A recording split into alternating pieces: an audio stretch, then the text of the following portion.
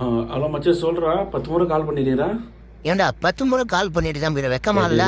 டேய் இல்லைடா கொஞ்சம் வேலையா நான் சொல்கிறா. டே என்னடா? டேய் சிஎஸ்கே தோத்துச்சு தானே? ஐயோ.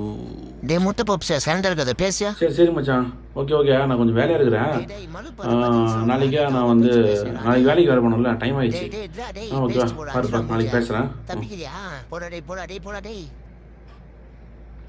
மக்களே, சிஎஸ்கே ஏன் எதுக்கு இந்த மாதிரி சும்மாவே இவனுங்க வந்து கால் பண்ணி ஓட்டுவானுங்க, நேரில் போனால் என்ன பண்ணுவானுங்கன்னே தெரில. மனசே கஷ்டமாக இருக்குது. தோனிக்காக தான் பார்த்தோன்னு சொல்லுவோம். தோனி இன்னைக்கு கேப்டனாக போட்டாங்க, பட் இந்த மாதிரி ஆயிடுச்சு, எல்லாம் விதி.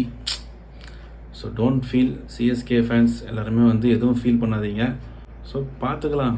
போயிட்டு நாளைக்கே வேலைக்கு போக வேண்டிய வேலை இருக்கும், எல்லாம் வேலைக்கு போயிட்டு அவங்கவுங்க வேலையை பாருங்கள். பாய்.